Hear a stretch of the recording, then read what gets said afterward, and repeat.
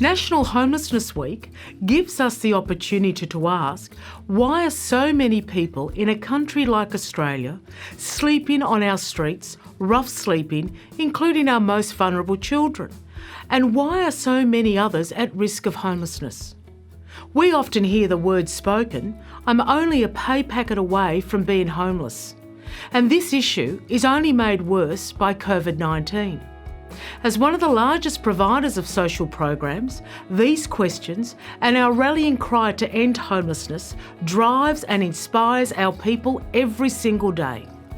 In my role, I witness the dedication and commitment of our people in service to others. We believe that homelessness can and should be eradicated. Here in Queensland, we are focused on ending homelessness. How? Well, we are working on a vital strategic two-pronged response, providing appropriate housing and appropriate support. We are currently progressing the redevelopment of Salvation Army sites to provide a significant increase in purpose-built and self-contained housing in partnership with our good friends at Salvos Housing.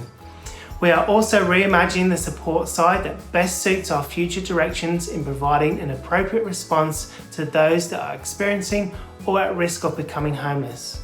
Our reimagined future ensures that we serve the people of Queensland to regain control over their lives with dignity and respect as valued members of our community. We get to be part of the solution to end homelessness, transforming one life at a time and restoring hope and dignity for all. Hi, here in South Australia, we have several homelessness programs. We have two up in Port Augusta, a common grounds and then a generic supported accommodation program, and then one here that serves metropolitan Adelaide. I am also part of the Adelaide Zero Task Force, which aims to end rough sleepers in the central business district of Adelaide. Through the COVID-19 period, this task force has been able to provide accommodation for those who are rough sleeping in hotels and provide support for them to gain longer term housing. The Salvation Army has been able to support many people through its programs. We've had a lady who came to us from a very difficult situation, but now is in accommodation that is long term, and she is also able to care for her mother.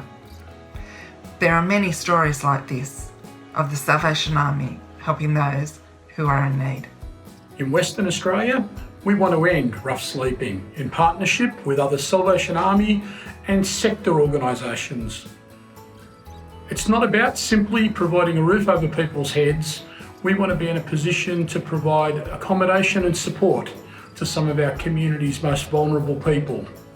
We're looking at doing this particularly through the areas of our first responses and looking to how we can improve our first responses to people experiencing or at risk of homelessness, and also looking at our regional responses as well to ensure that it's not just a capital city focus, but it's a whole of state focus.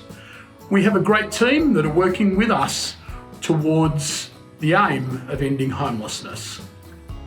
Hi, I'm Fred from the Northern Territory. Our service footprint is across 1,500 kilometres with centres in Darwin, Katherine and Alice Springs. In sharing our modern day story, it's about elevating people who are vulnerable, suffering hardship and often not heard. In the Northern Territory, we recognise these individuals, their gifts and their spirituality, and embrace them as a part of the Salvation Army community. We recognise a large percentage of Indigenous people transition through our services and recognise our need to walk alongside Aboriginal communities. It's vital for us in the Northern Territory to strengthen our relationship across partners in a unified approach to empower and uplift individuals out of hardship and into independence. In Victoria, we want to end street sleeping. In the last year, in the last 6 months, we've had some really great inroads into that. During the time of pandemic, we've worked with lots of people, individuals, families who've experienced rough sleeping, and we've been able to put them into a form of accommodation that has provided them with shelter and the commencement of moving out of homelessness with case management and support. In Victoria, we have a goal to end rough sleeping through being able to work with other agencies, with government, and to generate accommodation and housing options with our own resources as well to end rough sleeping in Victoria for individuals and families, to provide them with housing and support when and where they need it. Hi, in Tasmania, in terms of homeless programs, we're here on a sunny day in Hobart, and in December of last year we set up a safe space for rough sleepers to stay overnight. We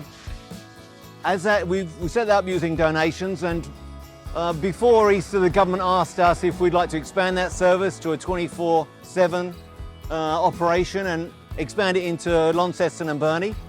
So over the last couple of months that's what we've been doing, and last night we opened our Burnie service for rough sleepers.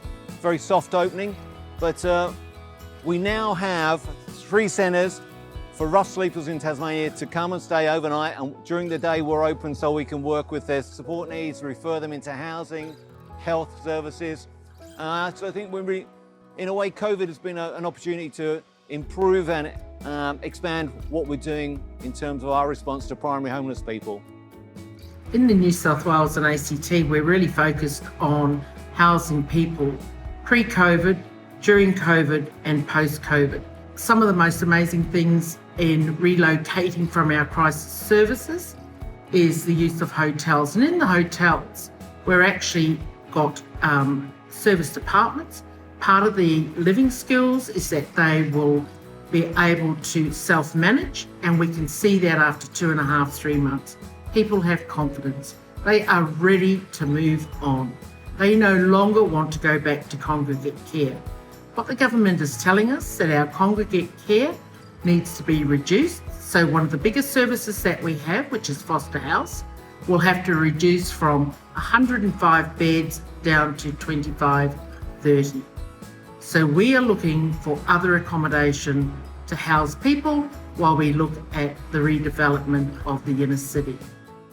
We have the resources, we have the knowledge, and we have the know-how and the compassion in this country to ensure that no one is left behind.